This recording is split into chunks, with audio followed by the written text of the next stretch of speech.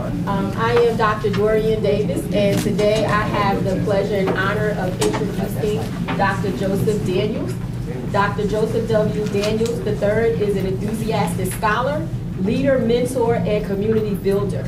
He recently earned his PhD in civil engineering at the University of Arkansas. For his doctoral research, Joseph studied heated pavement systems with a focus on air-filled pavements. He sought to incorporate sustainable practices and renewable energy to his research approach for cost, efficiency, system longevity, and environmental protection. From his research efforts, he received the Secretary of Transportation's Recognizing Aviation and Aerospace Innovation in Science and Engineering Award, one of the highest research awards given by the Department of Transportation and Federal Aviation Administration. Dr. Daniels was also a recipient of the Airport Cooperative Research Program Graduate Research Award and a 3-time recipient of the Dwight D. Eisenhower Transportation Fellowship. Dr. Daniels has presented his research domestically and abroad. In 2017, he was a presenter at the, I don't know how to pronounce that, the Czech Concrete Society 24th Annual Concrete Days Conference in the Czech Republic. In 2016 to 2017, he presented at the Transportation Research Board annual meeting in Washington, D.C. From previous research presentations, Dr. Daniels was invited to be a speaker at the 2016 TEDx Knoxville Without Limits, hosted by the Garrett A. Morgan Technology and Transportation Educational Program Clearinghouse. Dr. Daniels is a graduate of North Carolina A&T State University, Aggie Pride, where he received a Bachelor of Science degree in Civil Engineering.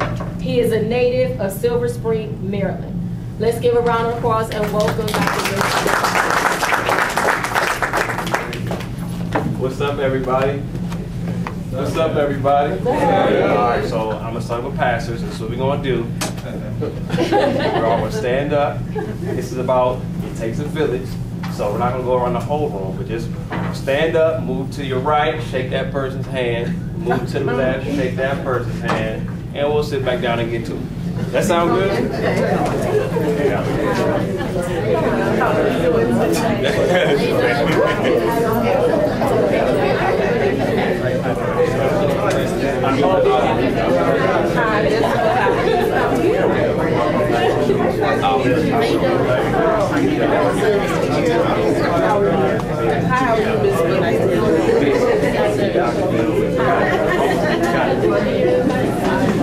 Hey, how you doing, John Billy? Yes, sir. Nice to meet you.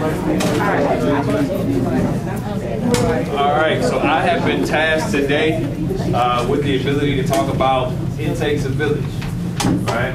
And so, how do you attack something like this? Well, I have something that I've been kind of building on because I come from the whole generation of hashtags, right? And so having a hashtag just seems kind of weird, but I ended up having one for myself. Hashtag build community through love. And so that's what I've been doing for the last 3 years while obtaining my doctorate degree in Fayetteville, Arkansas. And so when I saw that this was still available to talk about today, I was like, oh, that kind of fits my alley. And so I did some research and was like, wow, okay, maybe I don't know a lot about the village aspect to present it. So I figured today we would use the flow method. Anybody heard of the flow method before? Me either. I just learned about it last week. So I went to a race bias workshop, and they said, we're going to use flow because there's no one who should be able to be the expert at race. And no one should be able to be the trainer of race relations, right? And so they said, we use the flow method, facilitated learning opportunities, right? So that's what this is going to be, a facilitated learning opportunity. So I want to learn from you all, and you all are going to learn from me, and we're going to learn together, and we're going to grow. I say that because I just graduated December 2018. And so I understand exactly where you are, because some days I have that PTSD about still being in the graduate program. I'll wake up and the calculations going on in my head. I'm like, man, I got my degree, Joe, calm down. Calm down. So that's what we're going to do today. And so I want you all to be very interactive. There are going to be times where I talk about myself just to kind of give you some more feedback on what I've been able to do. And then after we do that, I want you all to be able to now chime in and give me your experiences or tell me what you want to do, because we're all here right now to build a village, to be a part of the village, and to lean on our village to take us where we want to go. Sound good? Yeah. Awesome. So we'll start with me and my experience. I'm from Silver Spring, Maryland. I was born and raised there. My dad is a pastor at Emory Fellowship out in Washington, D.C. If you're there, you should go visit it. We just opened up a $56 million project for affordable housing in the district. And so if you make under a certain threshold, you're allowed to live there in the district. So very cool place.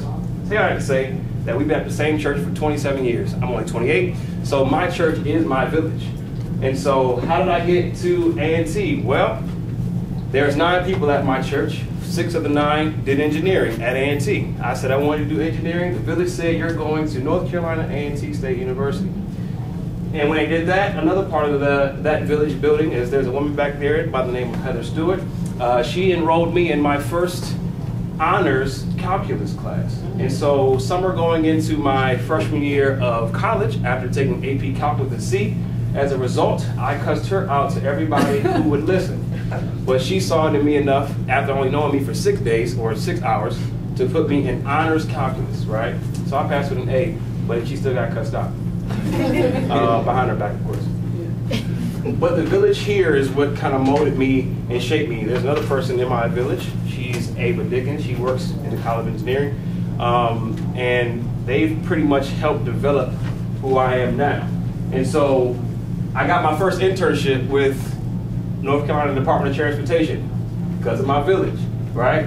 I didn't interview with them. I didn't send in an application. I had a mentor my freshman year who was a student body president here at one point, and he said, I reached out to my old supervisor and said, you know, I have somebody who needs a job. So I got a phone call April, going into the summer, where all the positions are already full. April, I got a phone call, hey, I heard you wanted to get an internship. Let's do a phone call interview right now once you got out of class. I heard you in the class, because he told me. And so when you got out of class, call me back, we'll do an interview. And so I got that internship. The same village from back at home provided me with a connection to have some housing in Durham, North Carolina. So I had to pay for housing. So everything was just based off the village. And so there's a theme kind of rolling, right? And so I leave here kind of cocky, right? Because I'm like in my village, I'm in my comfort zone. Everything is rocking, right? I'm getting fellowships, I'm getting grant money, I'm winning. And then I get to Arkansas. Now, does anybody know what side of Texas Arkansas is on? If you don't, raise your hand, and don't be ashamed. You don't know what side of Texas? It's on our side of Texas, but I am an hour behind you all. But I'm in Arkansas. Don't know anybody. The population at the university is 3.4%, and so I'm struggling, right? How do I find a village here? And so I'm so latched onto A&T that I called my advisor, Dr. Lester Teasley, and said, I need a recommendation letter. She said, I love you, but I can't give you one. You need to build your village around you. That's what you have to do.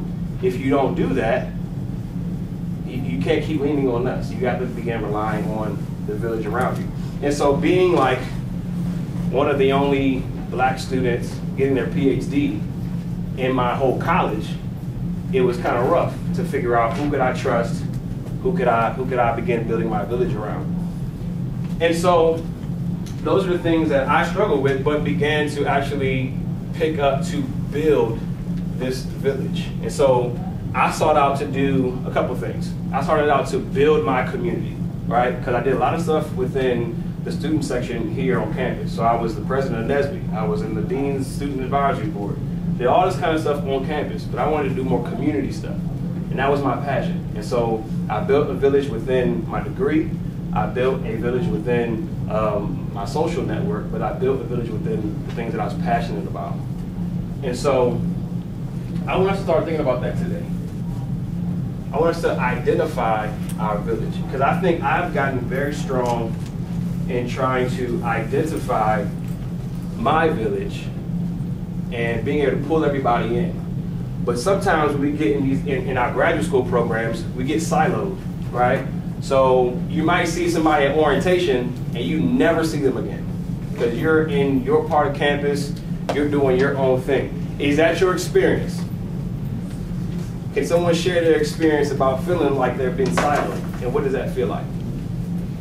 You said yes. Go ahead. What's your experience? Oh, well, I can speak. Well, as far as with me, like you said, I was very active in undergraduate. I came straight from undergraduate to a PhD. I was the president of my chapter. I was Mr. Flanders for college, very social, to coming into a graduate school, trying to figure out what is the life of a graduate student. So, like, I'm not as social anymore. I have to, you know, find other ways to kind of, like, you know, keep motivation going. And then, like, other paths as far as, like finding ways to be active and still, like, trying to stay on my track. Absolutely. Who else can relate to that? Anybody? Feeling siloed? I think one example I can give is you can be like so with your advisor, your group, that when you have a class that's not your group mates, you're like excited. Okay, I don't know you guys, how you doing? You feel so kind of boxed in and tunnel. It's kind of, it can be refreshing when you're in settings like this, where it's very diverse, very multidisciplinary. Things like this really help you get out of the box. But outside of that, if we didn't have this, it's just research. In your own technical field, you can miss opportunities to find, to build outside the building, build networks, or build relationships outside of your technical expertise. Let's take one more. Yes, ma'am. I know for me, I got my bachelor's in biology and my mentor said, hey, I know you don't really know where you want to go to graduate school. Why don't you go to the computational science and engineering department?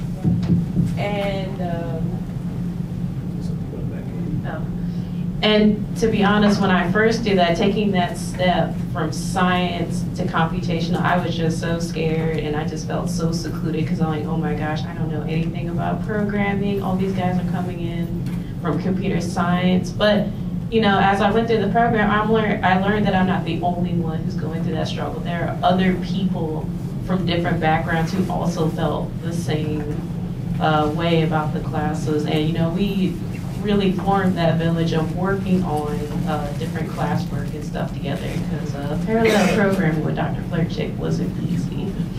So I think, you know, sometimes you just got to make your own village in your department. With the village around you, of course. Yeah. Absolutely.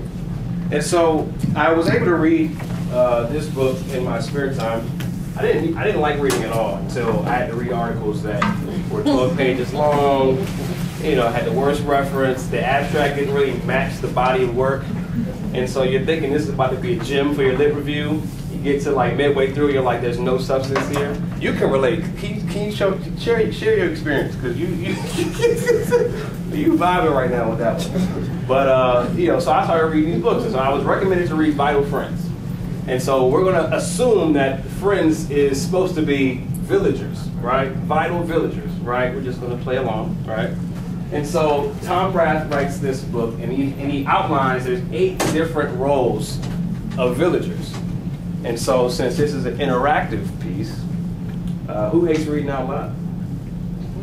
No one. Great. All right. So first, I want someone to read Builder. They're going to read this. We're going to discuss it. We're going to read this entire book in the next 20 minutes and think about it. You just walked in, so you're my first victim. What's your name? Chris. Chris, I want you to read the Builder portion, just this little paragraph, right? Half the page long. All right? So you're going to read that, and then we're going to have a quick discussion. And I want you all to start thinking, who is your builder in your village? All right, reading to my where? This piece here, this is the first paragraph, yep. All right, builders are great motivators, always pushing you toward the finish line.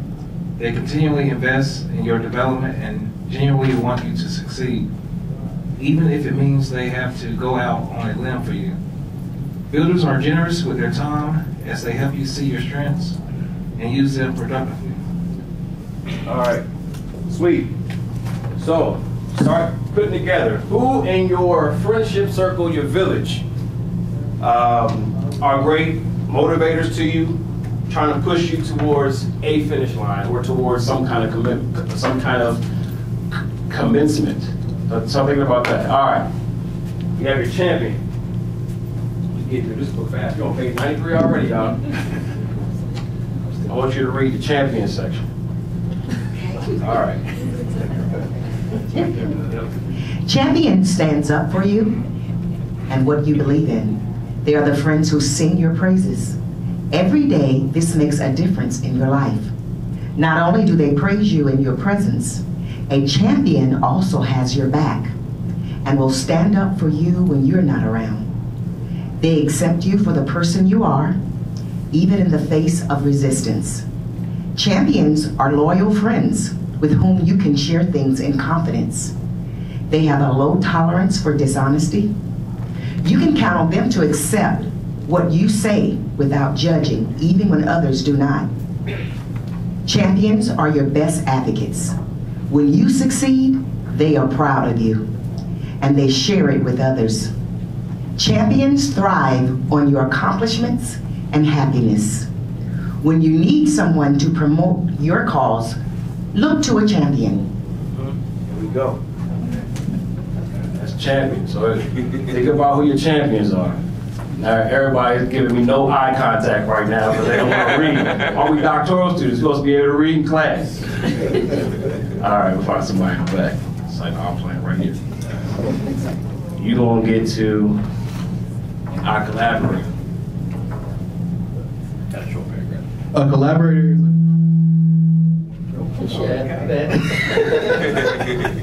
A collaborator is a friend with similar interests, the basis for many friendships. You might share a passion for sports, hobbies, religion, work, politics, food, music, movies, or books. And in many cases, you belong to the same groups or share affiliations. When you talk with a collaborator, you're on familiar ground, and this can serve as the foundation for a lasting relationship. Indeed, in those conversations, you often find that you got similar ambitions and work in life. Looking for someone who can relate to your passions, find a collaborator. So we have our builder, we have our champion, our collaborator. Next, we have our companion. We're going to get someone in the back to read this one.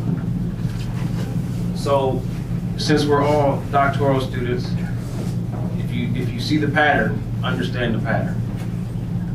She's going next. You get the pattern?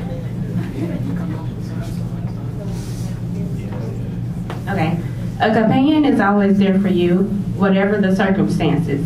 You share a bond that is virtually unbreakable.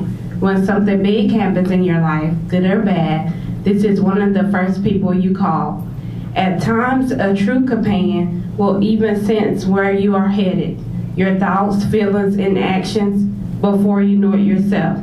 Companions take pride in your relationship, and they sacrifice for your benefit. They are the friends for whom you might literally put your life on the line. If you are searching for a friendship that can last a lifetime, look no further than a companion. That's right, good. So, that was companion. We're gonna go through this a little quicker than this because we gotta keep moving. So, next you have your connector. A connector is a bridge builder who helps you get what you want. Connectors get to know you and then introduce you to others. Gotta get the connectors. After that, we have the Energizer. I don't have to read that one. The Energizer is that person who's like, bro, let's go, man. Hey, you've been studying all week. It's Jiho. And I'm gonna need you to come out the lab for about today. Just give me the whole day, right? Your Energizer friend. After that, you have your mind opener. Have you ever had a conversation with somebody and you're just like, man, wow. Yeah? That's your mind opener. And after that, you have your navigator. The navigators are the friends who give you advice and keep you headed in the right direction. So, since you all have your programs out, you have a few pages in the back, let's figure out who these people are. And write them down. If there's any misspelled words, blame Miss Ava's daughter because she spell checked for me last night, and she found a quote that was missing, and so I had to do everything else. But who are your builders? And then, what time of your life was that person in your village? Was this like a person from your childhood, a person from your undergrad experience, from your church? Let's name these people, because now we can begin creating our village.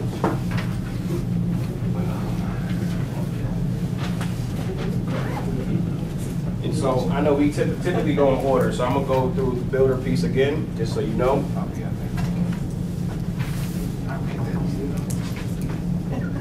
Builders are great motivators, always pushing you toward the finish line. Who are your builders?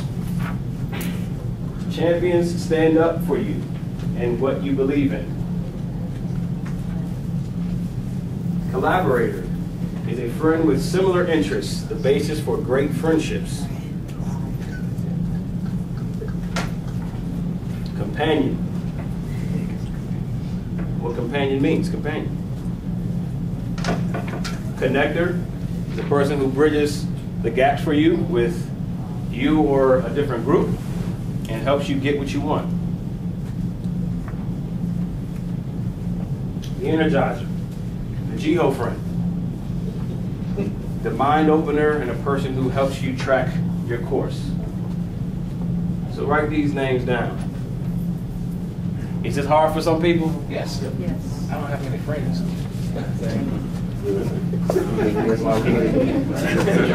Get you right. All right. And it doesn't have to be here at the university either. This can be anybody.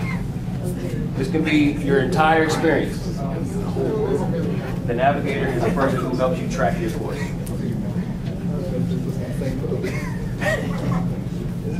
Give about 2 more minutes. Let's get these names down. Okay, 3 minutes. You know? What you need? You need a champion? You need an Energizer? Yeah. You can do it, man. I know you can. Right. You guys got And it doesn't have to be one person per group. This could be multiple people in one group.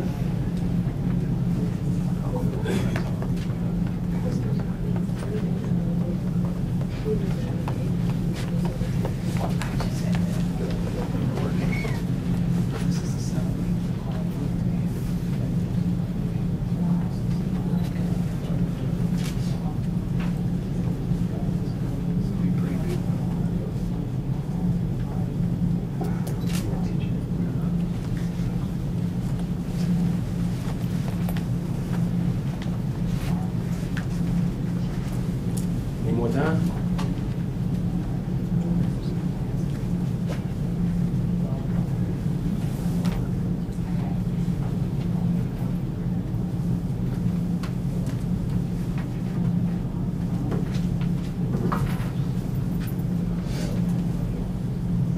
So in the interest of time, let's keep moving. Tell me what's missing from this 8, because I think there's some missing. From this list of 8, this list of 8 types of friends. And I think you can kind of do some subheadings. But are there anything that you feel like is missing from these 8 vital villagers? Positive influencers, right? Positive influencers, okay.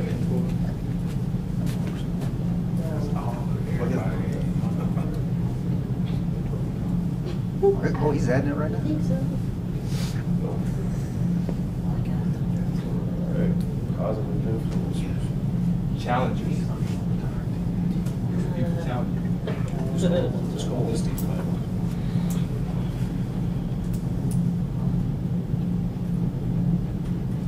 Challengers. Why do you need a challenger? You can grow. Somebody to take you to the next level. Yeah. So is there a big feeling of getting stagnant in this program? Where you get to a point you're like, I don't know what to do. I don't know where to go. I've read 30 articles with no lit review to do anything with. Is that similar? I was there. It took me 3 years to write my lit review. So I wrote the first one. My advisor put lines on all of them and said, "This is not a book report." And so I did it again. This is not a book report. But it was never, let me tell you how to write a lit review. It was, this is not a book report. So I get challenges. Positive influences. Why do you say positive influences? Because, like, let's see, which one is it? The one that's going to make you go to G-hole, they ain't necessarily positive. Could it be? It depends. Because sometimes you got people pull you in the wrong direction. And they might mean well. Okay. You know? So I guess the question is, do you all feel like you have permission to have fun at any point in the journey? Because that's what we talked about this morning, right? We talked about finding joy in the program. And so, you know, if we're like, I gotta get this done, my advisor is gonna expect to see me from 7 a.m. to 7 p.m. whenever he or she shows up. I can understand that piece, but sometimes the positive influences is legit. But for your mental health, breaks are needed. So G-hole might be a positive thing, right? It's a balance. So I should go on my family vacation or something. She should know. Absolutely. I'm so... Party afterwards. And I would say you learn that over time, because for me, during holidays, I was always in the lab. And people tell you, I didn't take time. And I, you know, and so I regret that now, you know, because I was so stressed, you know, trying to complete this degree and satisfy my advisor that it was causing me so much stress and impacting my health. And so I'm suggesting, based on the things that I've learned, lessons learned, that it's okay to take breaks and have fun during the graduate process.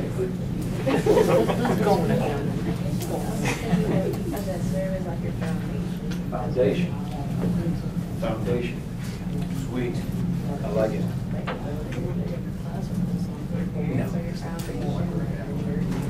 I like it. Is there a fear of telling your advisor what you need? I was scared as I'll get out. I have a different experience. So my advisor wasn't paying me, so I felt like I had that much responsibility to let him know what was going on in my life. Does that make sense? So I still don't think that was the right move, but I made it through. So now I'm thinking like that could have been right. But because my advisor did not provide me funding for my degree, I don't feel like I had to tell him what was going on. But if I just found myself in Maryland for a weekend and didn't tell him, I didn't find myself having an issue with that. However, I do realize that I had a friend who actually went here, and she is now all of the banners of the university. Black women at a PWI, right? You get all the with no pay for pictures that we're working on that though. Anyhow, she was expected to be at the lab from 8 to 6, and she was given 2 weeks to do whatever she needed to do for the year. I'm like, dang, he not even paying you. You're getting a fellowship, like an outside fellowship. So is there a fear that if you tell your advisor that you need a mental health weekend, is there a fear for that? Speak on it. So my advisor, Future Dr. Pastor my Line. advisor lives Pastor Line. at A&T, and so I mean like he's here until 2, 3, 4 in the morning, 6, and 8. sort of expects me to be here as well. So I am learning to distance myself and just make myself available electronically. So you need a Special champion to go in to tell your advisor. I mean, I'll do it Your from best time to interest. time as I feel, Okay. and I don't really like you. He doesn't pay my funding, And I'm not saying that's the right way of going about it. right, and it's just life, Yeah. but it's okay. Absolutely. So we're gonna keep going because I got 10 minutes. Whew, I got 10 minutes. Now we gotta go. Y'all been great. All right. So strategies, because you said your name was Chris, right? So Chris was saying, I don't really got no friends. You got friends, you just don't have the friends that you think you got right now because you haven't done this brain exercise. So we're gonna figure out what are some strategies to build your village up, right? Because it could be people that you haven't met yet, it could be people that you know, but you haven't given them permission to hold that place, right? And so I'm gonna give you my strategy. My strategy is over coffee. As I was telling you, I love coffee. That's right. I love cream with coffee in it. Mainly cream. That's what I like. So I got light skin coffee, like real bad light skin coffee. Anyhow, so I'm doing this thing called 100 cups of coffee, right? I was listening to a podcast, and a lady said, she's like, you know, I'm the CEO of my company, I bring out interns, and I only hire the intern who can have a conversation with me when I go on coffee dates with them, and they treat me like a human being, not their CEO. And so she says, my conversion rate of interns is almost 2%. So she said, I rarely hire interns because they can never just see me as a woman who lives in America. They see me as their boss, and they're always uptight, thinking that they have to show off or perform. And so so she said that you work, there's 52 days in a week, people may take 2 weeks off, so there's 50 weeks in the year. If you have, and she said the average American would drink 3 cups of coffee a day. True, false? Yeah, anybody? Okay, I drink about 4, but it happens. So that's 15 coffees in a week. If you have 2 coffees with someone new every week, that's 100 cups of coffee for the year. And so I'm having 100 cups of coffee. Why? Have no idea, fell into it, that was a great idea. But I'm on coffee number 17 now, and I've been able to have conversation with people all over the community. As low as the janitor who's been working in the building I work in, he's been a janitor for the last 36 years at the university, right? So he'll probably die in his job. He loves it that much. All the way up to the person who runs the charity of Sam Walton's grandkids. So there's a large spectrum of this. The idea of 100 cups of coffee is to be able to do something where there's no transactional relationship required, right? And so the issue I have with some things, especially for my generation and below, is if I want to meet with you, it's because I need something. And so it becomes a binary relationship, right? So if I come in, if the relationship is successful because you've given me what I need, that's a success. If you haven't given me what I need, if I see you, I see you, but if I don't, I don't, right? And so being able to sit down and have coffee with someone, and they may ask, so what can I do for you? And I said, well, what can I do for you? How can we both, continue to build our community together? And so that has worked for me. I'm on coffee 17, I want to open my own coffee shop too, so this will be kind of my way of bringing in the community. That's a long goal. But anyhow, what are some ways that you all know in terms of how you can start building in this village, without upsetting your advisor? Or how can you repurpose your advisor's role to fit one of the 8 that you need? Maybe not companion, but motivation. One of the 8. Anybody have a strategy? Having lunch. Has anybody had lunch with their advisor yet? That's a real question. Has anybody had lunch with their advisor yet? Yeah. If you haven't, raise your hand. Sweet.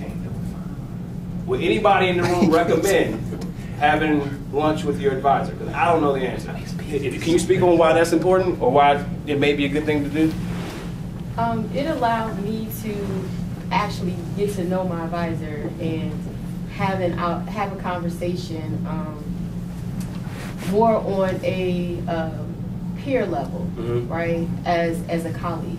What it also allowed me to do, just with my advisor and other members on my committee, was to have thought-provoking conversations and to treat me as a peer. So outside of us just sitting or being a professor, it allowed us to have a dialogue and build a relationship, right? Finding something that we may have in common that could help me get through the process.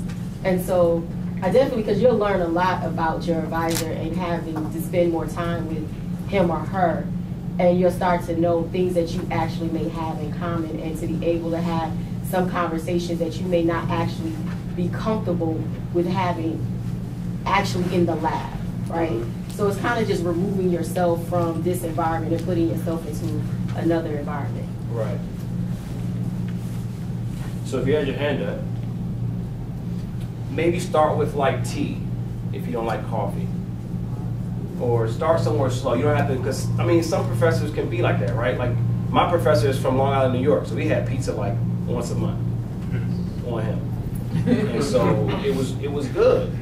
But I had some professors in our department, they don't have any interaction. They come to work, they do their work, and they go home. So I can get that. So maybe you want to start with, hey, let's have printer conversation.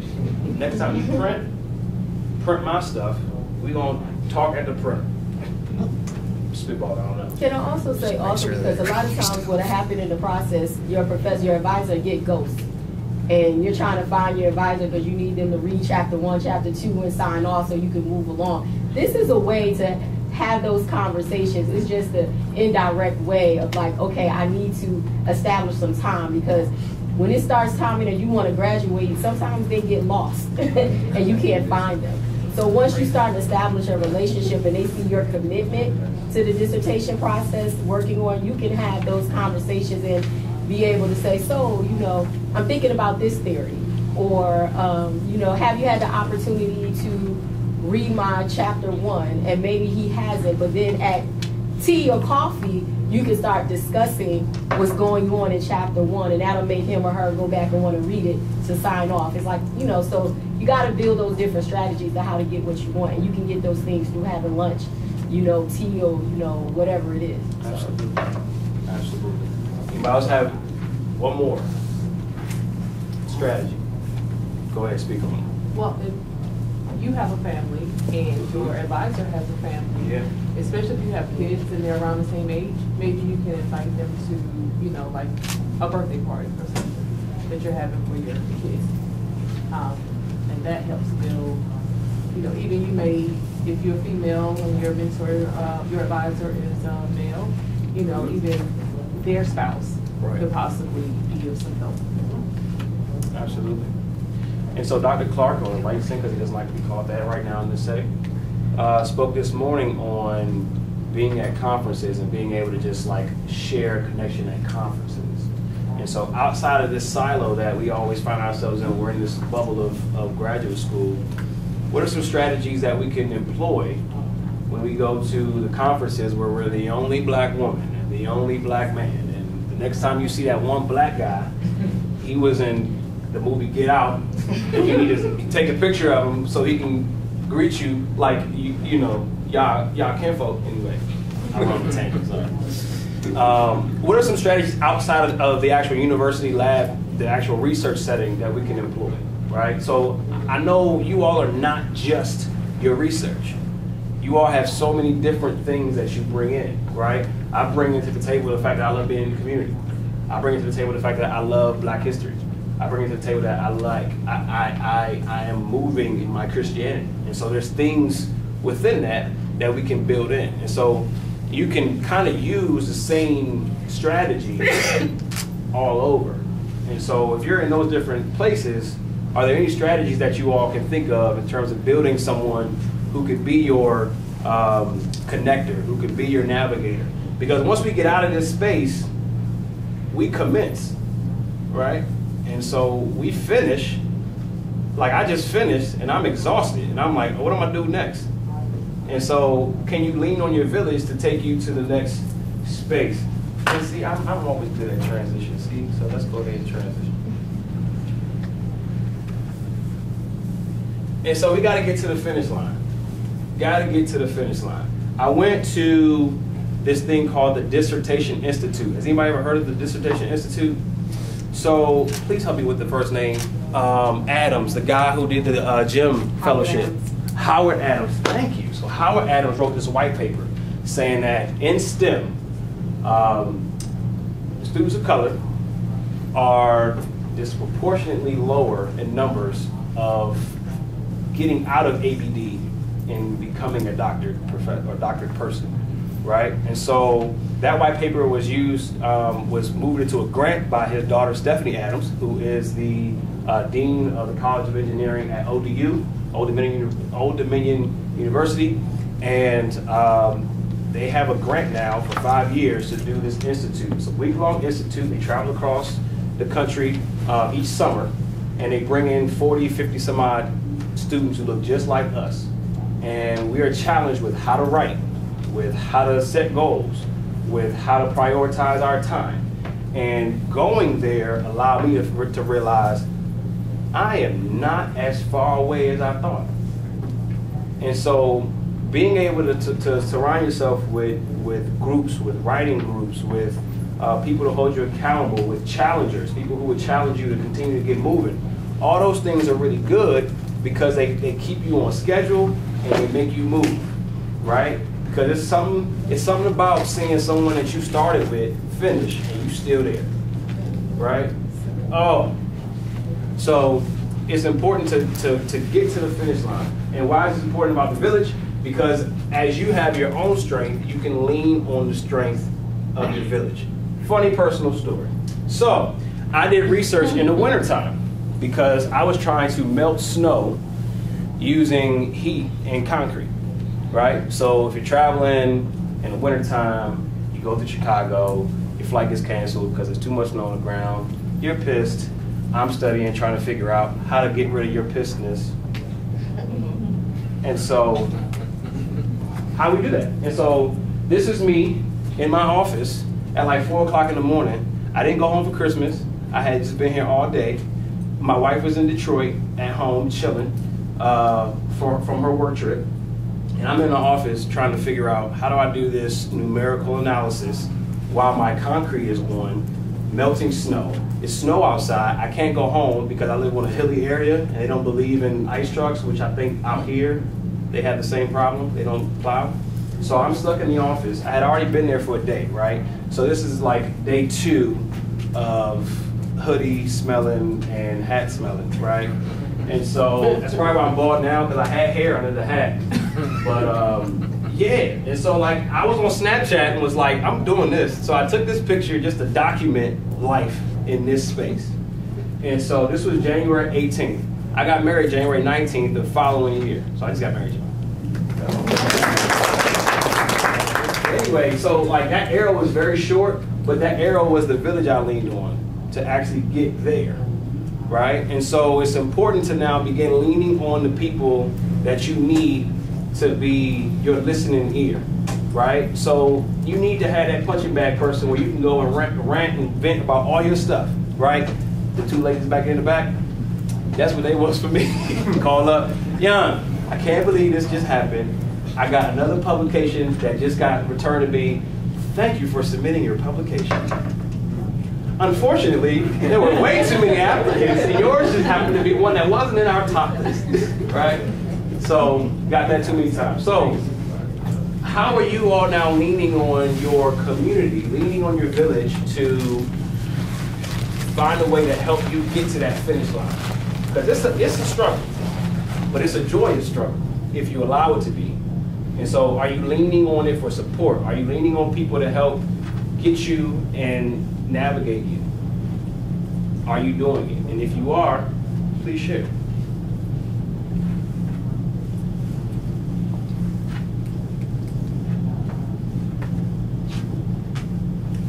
Awesome. So what this means is we need to start leaning a little bit more on our village, right? My man Chris, what this means is for our mental health and for our sanity, we need to lean on people to get us out of our research for a second, right? I've always found that when I was away from my work, I came up with the best stuff. It was when I was so deep in it that I couldn't figure out, you know what I'm saying? Like you start getting through, you know, this hard concept, and you're just like, ugh. And you go out for like some Bojangles and you chilling at Cookout on Summit. Is it still there? Yes. And then you're just like, oh man, if I just take this, then the computational language of C++ and A will allow me to come together, right, and get this thing together. That didn't make no sense for you, but for me as a civil engineering major, it made everything sense. So lean on your village. So I don't have anything else for that one, unless there's anybody who wants to give me a little nugget for how they do it. I didn't lean in. All right. So, I don't know why I just did that. So to wrap things up, I'm a true believer of allowing your community, your village, to continue you forward, right? And so I like the word commencement because you get to this finish line per se, but what they're really saying is, all right, great job, go do the rest of your life and finish up. And so as you're now processing how you're gonna get done, which I know you all are still early on, right?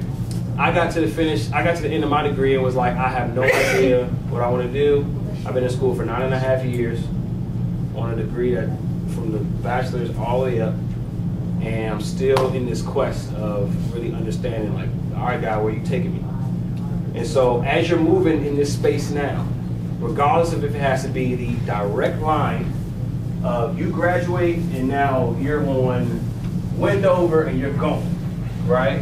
Or, you know, I have no idea what the streets are around anywhere, it's sad, but you take Elm Eugene and then Elm Eugene has a detour and then you find yourself on South Elm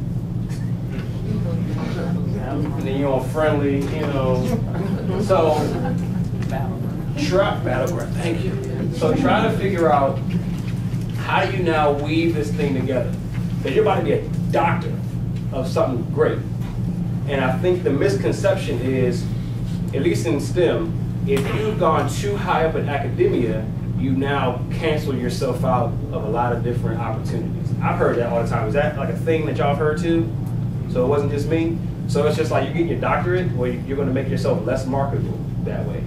And to me, I take it as, you know, you now have opened yourself up to a new world of thinking, a new world of understanding, and a new world of problem solving. And everybody needs that. And there was a quote by Dr. Carter G. Woodson that says that we have to stop thinking like this country is what has to be about, right? We have a whole world at our disposal. And so it may not work in your industry in this country, but if you can go back and help in another country, because that's where your lane goes, then take that lane and be confident and know that your village is always going to go with you, regardless. You just have to establish it and make it happen. And so to end on time, because I know this is a very timely university and we like to do things on the dot. We got 3 minutes. I always want to thank you all for allowing me to come back and allow me to talk to you all. Again, I come to you from a standpoint of learning from you and not just trying to train or teach, primarily because, like, I just finished the thing.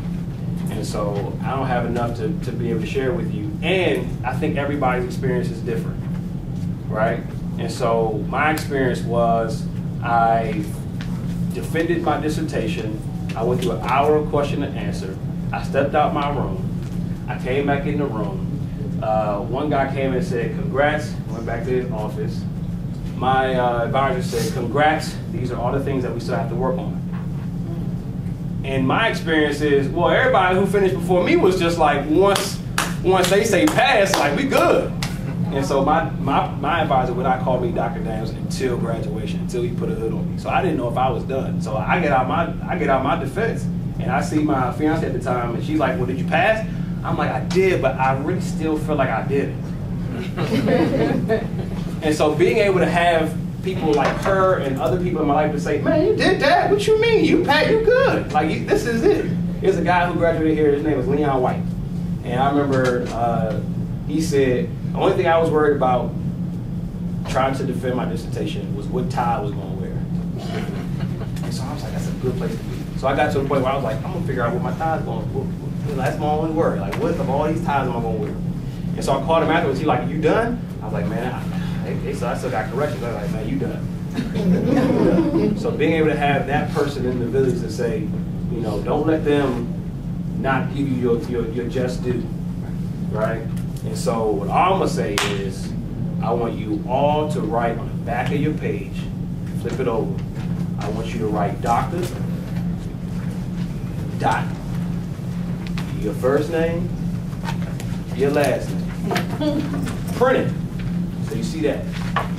And then if this is the first time you've done this, work on your script or your signature. Go ahead and write it out so you can see how I feel to write it.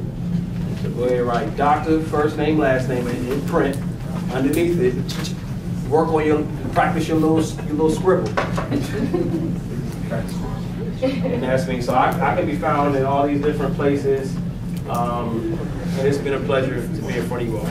Thank you.